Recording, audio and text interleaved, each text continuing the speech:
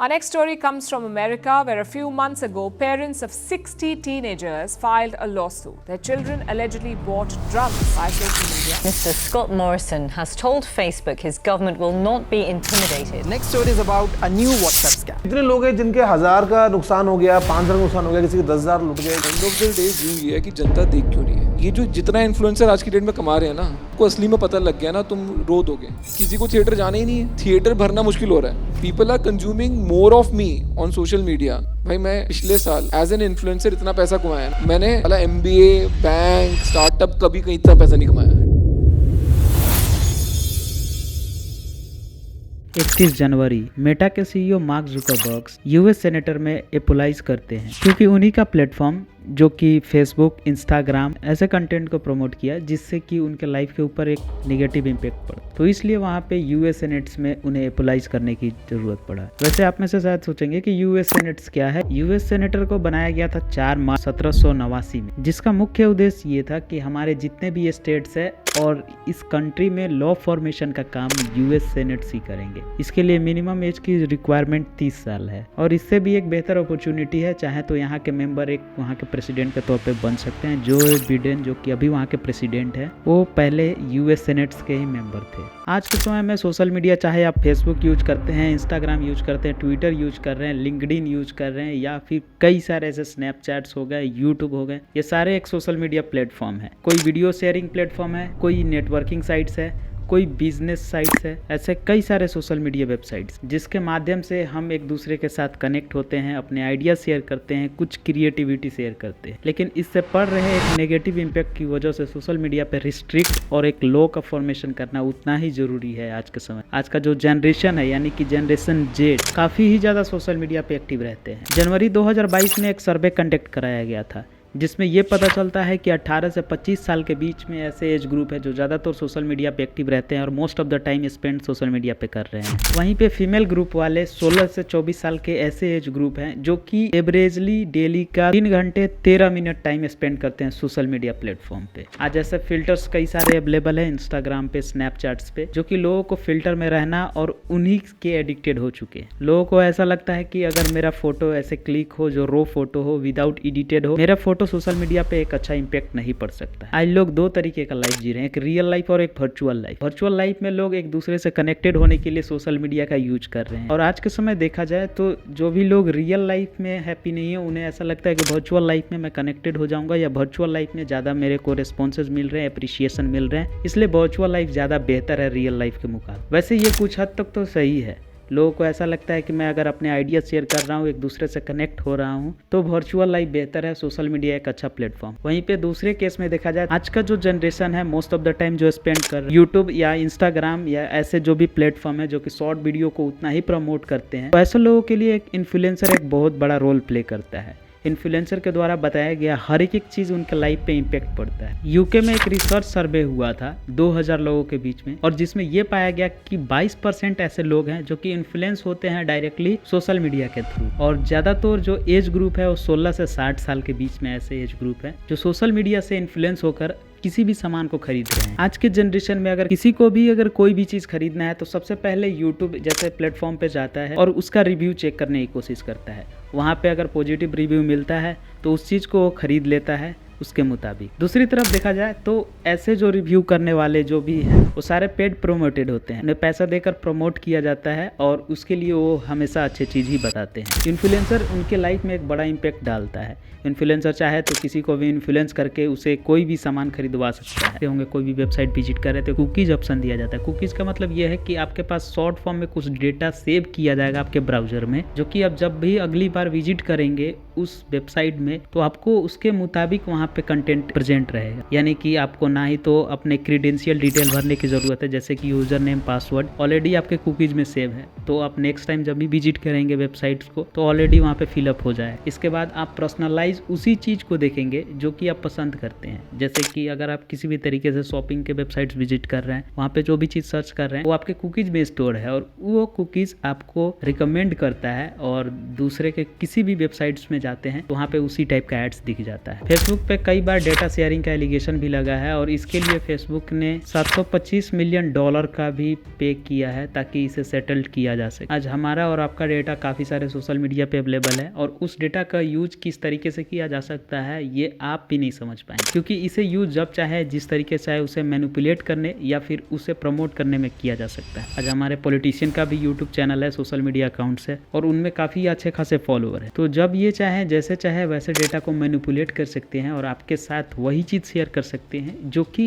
अच्छा हो उनके साइड से। हमारे देश के प्रधानमंत्री नरेंद्र मोदी जो कि सोशल मीडिया पे काफ़ी अच्छे खासे फॉलोअर गेन करके बैठे हैं। इंस्टाग्राम पे उनका 86 मिलियन से अबव फॉलोअर है। वहीं पे फेसबुक पे देखा जाए तो 49 मिलियन के ऊपर फॉलोअर है। ट्विटर यानी एक्स जो प्लेटफॉर्म बन चुका है उस पर 95 मिलियन फॉलोअर है। और लोगों को मजा भी आता है इसमें कि हमारे ही देश के कोई नेता है या मंत्री है या कोई लोग है जो कि सबसे ज़्यादा फॉलोअर गेन करके रखा है, उन्हें और फॉलो अप करते हैं इस वजह से। बट एक्चुअली में क्या फॉलो अप करना उनके लाइफ में कोई इम्पैक्ट पड़ रहा है उससे? नहीं। ऐसे कई इन्फ्लुएंसर है, एक पॉलिटिशियन की बात नहीं, ऐसे कई इन्फ्लुएंसर है जिससे किसी भी तरीके से उनके लाइफ में 0.01% का भी इम्पैक्ट नहीं है, लेकिन लोग फॉलो कर रहे हैं उन्हें। इतने सारे फॉलोअर ऐसे पॉलिटिशियन या ऐसे इन्फ्लुएंसर की जो कि लोगों को आसानी से इन्फ्लुएंस कर सकते हैं। आज ने जो फॉलोअर गेन करके रखे हुए हैं ये पॉलिटिशियन, ये जब चाहे अपने इलेक्शन टाइम में किसी भी तरीके से इन्फ्लुएंस कर सकते हैं टारगेटेड ऑडियंस के पास, क्योंकि सोशल मीडिया का एल्गोरिदम इतना एडवांस है कि आप जिस चीज़ को चाहें वहाँ प्रमोट कर सकते हैं उस टारगेट एरिया में और उस स्पेसिफिक एज ग्रुप को। आज आपका डेटा हर एक कलेक्ट होकर गया है कि आप कौन सा डेट ऑफ बर्थ फिलअप कर रहे हैं। कोई भी सोशल मीडिया अकाउंट्स बनाते समय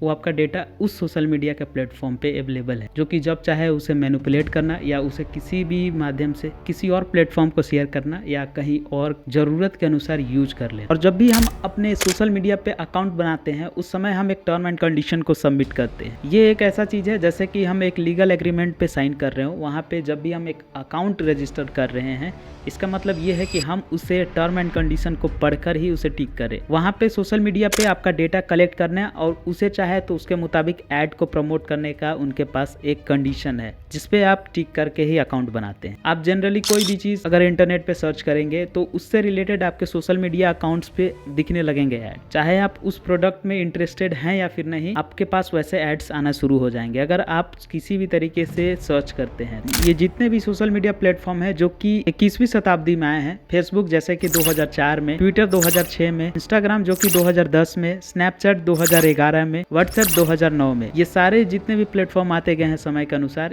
इसी जनरेशन के लिए स्पेशली डिजाइन बनाए गए हैं। इनका एल्गोरिदम इतना बेहतर है, कोई भी चीज अगर आपको खरीदना है तो उससे रिलेटेड यहाँ पे पर्सनलाइज ऐड देखने को मिल जाते हैं। उन्हें किसे टारगेट करना है और किस यूजर के पास कैसा ऐड भेजना है, ये सब सारे सोशल मीडिया प्लेटफॉर्म के एल्गोरिदम के अच्छे तरीके से डेटा फीडेड किए गए हैं। आप सोशल मीडिया पे कितना टाइम स्पेंड कर रहे हैं, किस टाइप का कंटेंट कंज्यूम कर रहे हैं, उसके डेटा के मुताबिक आपके पास ऐड दिखाए जाते हैं। ये ऐड आपके ब्रेन में बार बार इंटेक्ट करता है और आपको मजबूर करता है कि वही चीज को खरीदें। पूरे वर्ल्ड में अगर सोशल मीडिया अकाउंट्स की बात करें तो 5.04 बिलियंस के आसपास है, यानी कि वर्ल्ड के टोटल 56% पॉपुलेशन आज सोशल मीडिया से कनेक्टेड है। किसी का मल्टीपल आईडी भी है। ऐसे कई लोग हैं जो कि सोशल मीडिया पे कनेक्टेड रहने के लिए लोग अकाउंट्स बना लेते हैं। MAU यानी कि मंथली यूजर डेटा की बात करें तो इंस्टाग्राम पे लगभग 2.4 बिलियंस यूजर ऐसे हैं जो कि मंथली एक्टिव रहते हैं। वहीं फेसबुक की बात करें 3.049 बिलियन ऐसे लोग हैं जो कि ज्यादातर एक्टिव रहते हैं। फेसबुक सबसे ज्यादा मोस्टली यूज किए जाने वाला एक सोशल मीडिया प्लेटफॉर्म जिसमें ज्यादातर लोग एक्टिव रहते हैं। मेटा जो कि मल्टीपल प्लेटफॉर्म को ऑपरेट करता है, जैसे कि फेसबुक, इंस्टाग्राम, थ्रेड, व्हाट्सएप, ये सारे जो है मेटा ही ऑपरेट करता है। इनमें चल रहे हैं हर एक के एल्गोरिदम मेटा के अंडर में है और मेटा फेसबुक का ही नाम है जो कि रीनेम करके 2020 में बनाया गया। व्हाट्सएप और फेसबुक का सबसे बड़ा मार्केट हमारे देश में है। 500 मिलियन यूजर डेटा कनेक्टेड है इसमें। यहाँ पे हर एक यूजर का डेटा कलेक्टेड है, तो जिसे चाहे उसे प्रमोट कर सकते हैं और अपने मुताबिक ऐड दिखा सकते हैं। इस सोशल मीडिया पे राज करने वाले इन्फ्लुएंसर ही हैं जो कि आपको इन्फ्लुएंस करके कोई भी सामान को खरीदवा सकते हैं या फिर किसी भी तरीके से आपको अपने तरफ अट्रैक्ट कर सकते हैं। आप चाहे शेयर मार्केट की बात कर लो, चाहे आप कोई भी चीज गैजेट खरीदने की बात कर लो, कई टाइप्स के ऐसे इन्फ्लुएंसर हैं जो कि आपके लिए कंटेंट देते हैं या आपके साथ आइडिया शेयर करते हैं। हालांकि ऐसे इन्फ्लुएंसर की अगर आप डार्क रियलिटी जानने की कोशिश करेंगे तो एक्चुअली में पता ये चलेगा कि ये सब एक फेक इन्फ्लुएंसर है जो कि अपने पीछे स्ट्रगल को नहीं बताते हैं, आपके सामने एक सक्सेस रिजल्ट रखा जाता है जिससे कि आप इन्फ्लुएंस होते हैं। किसी भी स्पेसिफिक आप बड़े यूट्यूबर को ही ले लो, उनके पास इतने नंबर ऑफ सब्सक्राइबर हैं जिससे कि आप इन्फ्लुएंस हो रहे हो। उससे पहले उन्होंने किस तरीके से स्ट्रगल करके उस स्टेज पे पहुंचा है इसके बारे में आप नहीं जानते हैं। तो इन्फ्लुएंस करने के लिए इन्फ्लुएंसर डायरेक्टली रिजल्ट का यूज करते हैं, ना कि स्ट्रगल का।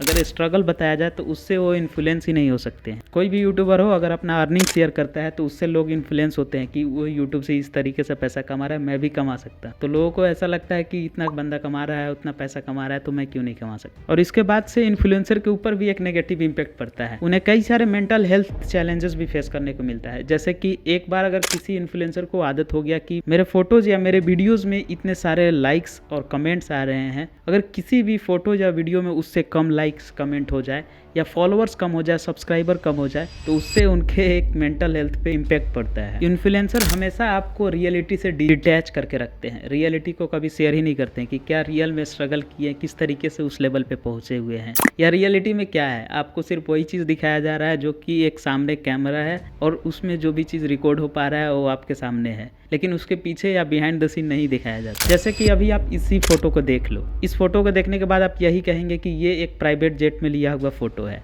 लेकिन इसी का आप बिहाइंड द सीन देखिए। ये एक स्टूडियो है जो कि लॉस एंजलिस में बना हुआ है, पीएस स्पेस। इसके लिए आप चाहे तो फोटो शूट करा सकते हैं और आप भी चाहते हैं लेविश लाइफ स्टाइल दिखा सकते हैं जो कि किसी को इन्फ्लुएंस करने के लिए काफ़ी है। इसके लिए सिर्फ आपको $44 देने की ज़रूरत है और मिनिमम 1 घंटे का चार्ज होता है। इस तरीके से इन्फ्लुएंसर आपके लाइफ के ऊपर इम्पैक्ट डालते हैं और आपको इन्फ्लुएंस कर लेते हैं। और इन सब ऐसे फोटोज और वीडियोस देखने के बाद लोगों को ऐसा लगता है कि मैं भी इन्हीं की तरह क्यों नहीं शूट कर सकता। तो इसके लिए कई सारे लोग इससे जान भी अपने गंवाए हैं। एक डेटा के मुताबिक 250 लोगों ने सेल्फी साइट्स के कारण जान दी है। ऐसे सेल्फी लेने के लिए जो कि स्पेशली इन्फ्लुएंसर के द्वारा बताया गया हो, या यूनिक ऐसे फोटोज लेने के लिए जिससे कि उनका फैन फॉलोइंग बढ़ सके और लोगों को इन्फ्लुएंस कर सके। आज सोशल मीडिया पे ऐसे कई सारे इन्फ्लुएंसर हैं जो कि बाइक चलाते हुए स्टाइलिश रोड पे दिख जाते हैं और आपको इन्फ्लुएंस करने की कोशिश करते हैं कि इस तरीके से बाइक चलाया जाता है, ऐसे स्टाइलिश लुक दिया जाता है और लोग उसी ट्रेंड को फॉलो अप कर रहे हैं। एक्चुअली में इससे आप क्या कर रहे हैं, अपने लाइफ के ऊपर एक नेगेटिव इंपैक्ट पड़ रहा है, जिससे कि आप भी ऐसे ट्राई आउट करेंगे। और हो सकता है जो यूथ जनरेशन है इस चीज को फॉलो अप करे और इसे ट्राई आउट करने में अपने लाइफ के ऊपर एक रिस्क ले रहा है, जिससे कि उसके एक्सीडेंट होने के भी चांसेस। सोशल मीडिया से ऐसे कई सारे केसेस देखने को मिले हैं जिन्होंने सोशल मीडिया के थ्रू ही अपने लाइफ को भी लॉस कराया है। सोशल मीडिया सिर्फ एक रूमर फैलाने में ही काम नहीं आता है, ऐसे कई सारे केसेस में काम आया है। 17 साल की लड़की प्रीति पीस जो कि मुंबई में जो मेरिन ड्राइव बना हुआ है वहां पे सेल्फी लेने की वजह से मर जाती है। ऐसा शॉट्स जो कि परफेक्ट हो या कुछ यूनिक हो ताकि लोगों को हम बता सके कि हम ऐसे जगह पे गए हैं, इस वजह से ऐसे इंसिडेंट होते हैं। 21 नवंबर 2023 को प्रियांशु यादव जो कि एमपी का निवासी था और सिर्फ 16 साल में यानी क्लास 10 में पढ़ने वाला स्टूडेंट सुसाइड कर लेता है, क्योंकि उसके जो फॉलोवर थे वो उसके वीडियोस में नेगेटिव कमेंट कर रहे थे उसके पोस्ट में, इसलिए वो सुसाइड अटेम्प्ट करता है। वैसे ये तो सोशल मीडिया का ही इम्पैक्ट है। लोग अगर आपको अप्रिसिएट कर रहे हैं तो ठीक है, वरना अगर आपको गाली दे रहे हैं तो इस वजह से आपके मेंटल हेल्थ पे एक इम्पैक्ट पड़ रहा है और आप किसी भी रिस्क को उठाने के लिए तैयार हैं। वहीं पे ऐसे सारे नेगेटिव इम्पैक्ट देखने को मिला था जबकि इतने सारे केसेस आ रहे थे। अभी हाल ही में पूनम पांडे का भी आपने केस सुना होगा जो कि सर्विकल कैंसर का न्यूज फैलाकर वो सोशल मीडिया पे पब्लिसिटी गेन करने के लिए एक फेक डेथ का एक न्यूज फैला लेती है और इससे वो पब्लिसिटी को अच्छे खासे गेन कर लेती। और उसके मुताबिक ये कहना था कि मैं सर्विकल कैंसर को प्रोटेक्शन के लिए ही ये एक न्यूज रूमर्स लाए हूं और ना कि पब्लिसिटी के लिए। जबकि हमारे कंट्री में इस बार बजट जब पेश हुए थे उसमें सर्विकल कैंसर की जो वैक्सीन है उसके लिए भी ये प्रस्ताव रखा गया है ऑलरेडी कि अब गवर्नमेंट हॉस्पिटल में अवेलेबल रहेंगे, सो जिनको जरूरत है वो जाकर आसानी से वैक्सीन ले सकता है। जैसे प्राइवेट हॉस्पिटल में ऑलरेडी वैक्सीन है जिसके लिए आपको 4000 रुपए पे करने पड़ते हैं। ये है अभिमन्यु गुप्ता जो कि कभी टिकटॉक पे 9 मिलियन के आसपास फॉलोअर हुआ करता था और फ्लैशी लाइफ स्टाइल दिखाकर इंस्टाग्राम पे 4 लाख फॉलोअर भी बटोर चुका था। लेकिन एक्चुअली में इस पे 13 से भी ज्यादा बल्गर के केसेस लगे हुए थे और इसे मुंबई पुलिस अरेस्ट कर लेती है। डेनियला रेंडोन जो कि एक सोशल मीडिया इन्फ्लुएंसर है और इंस्टाग्राम से कोविड रिलीफ फंड के नाम पे $3,81,000 के आसपास कलेक्शन कर लेती है, जो कि इंडियन रुपीज में तकरीबन 3 करोड़ के आसपास है। और ये सब पैसे को अपने लेविश लाइफ स्टाइल को दिखाने और उसे बेहतर करने में इस्तेमाल करती है और ये फाइनली अरेस्ट हो जाती है और अभी 20 साल के लिए इसे जेल भी भेजा गया है। ऐसे ही एक एक और केस है अजीत मौर्य का, जो कि ऐसे ही पूंजी जैसे ऐप, पैसे जैसे स्कीम को बढ़ावा देने और ऐसे फेक ऐप को बनाकर ही ये लोगों से पैसे कमाता था। और ये क्लास 6 से ही ड्रॉप आउट है और वहाँ से ही ये सोशल मीडिया के थ्रू रील बनाकर नाम बनाने में लगा हुआ था और अच्छा खासा पैसा कमाता है एक बड़ा इन्फ्लुएंसर बन जाने के बाद। और सोशल मीडिया पे अच्छा खासा नाम बना लिया था, जिससे काफी सारे लोग इन्फ्लुएंस हुए और ये अच्छा खासा पैसा कमाता था। फाइनली ये भी अरेस्टेड हुआ और जेल में। ह्यूमन ब्रेन में एक वेंट्रल टेगमेंटल एरिया होता है जो न्यूरॉन सिस्टम में है और ये रिवार्ड सिस्टम को डिटरमाइन करता है। यानी कि अगर आप किसी भी तरीके से आपको अप्रिसिएट किया जा रहा है तो आप में डोपामाइन हार्मोन इतना ज़्यादा रिलीज होगा जिससे कि आपको एक हैप्पीनेस का फीलिंग आएगा और इससे आपको ऐसा लगेगा कि एक्चुअल में जो लोग अप्रिसिएट कर रहे हैं वो मेरे लिए अच्छे हैं। और सोशल मीडिया ये सबसे अच्छा प्लेटफॉर्म आज के समय में बन गया है। लोग सोशल मीडिया का यूज कर रहे हैं और वहाँ से जो भी पोस्ट शेयर कर रहे हैं, चाहे फोटो हो, वीडियो हो, और उनसे जो भी अप्रिसिएशन मिल रहा है उन्हें, जैसे कि लाइक्स हो गए उनके फोटोज़ में, वीडियोज़ में कमेंट्स हो गए। लेकिन जो सोशल मीडिया पे टाइम स्पेंड किए जा रहे हैं जिस वजह से ब्रेन में डिसीजन मेकिंग प्रोसेस या फिर किसी भी कंसंट्रेशन पावर को कम किया जा रहा है कि हम एक शॉर्ट वीडियो को लगातार कंटिन्यूसली देख रहे हैं, ऐसे 15-20 सेकेंड के जो भी वीडियोज़ हैं, जिससे कि हमारा कंसंट्रेशन लेवल या फिर एक फोकस कम होते जा रहा है समय के साथ। लोगों के वर्चुअल वर्ल्ड की वजह से उनके रियल लाइफ में इम्पैक्ट पड़ रहा है। मतलब ये लाइक नहीं कर रहा है तो शायद मेरे से नाराज हो या फिर मेरा या उसका रिलेशन सही से नहीं है। दूसरी तरफ या तो अगर आप मेरे स्टोरी में मेंशन नहीं कर रहे हैं या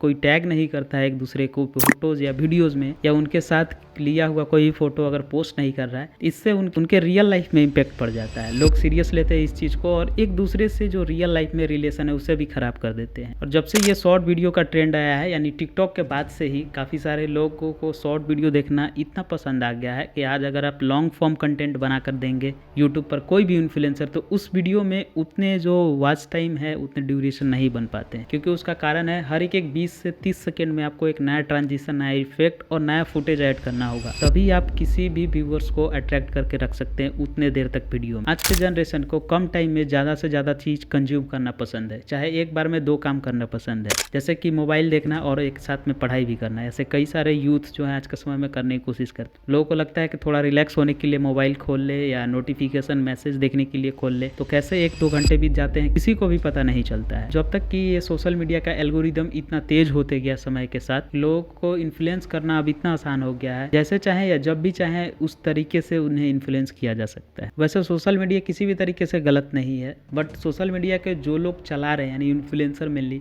वो आपके साथ इन्फ्लुएंस करने की कोशिश किसी भी लेवल तक करते। सो उनसे इन्फ्लुएंस होने या उनके द्वारा बताया हुआ चीज़ों को सही मानने से पहले एक बार चेक करना ज़्यादा ज़रूरी है। आज इंटरनेट है, हर एक चीज़ को आप चेक कर सकते हैं, क्या सही क्या गलत है, क्या उनके द्वारा बताया हुआ चीज़ सही है। किसी एक इन्फ्लुएंसर को फॉलो करके उसके मुताबिक डिसीजन लेना ये गलत है।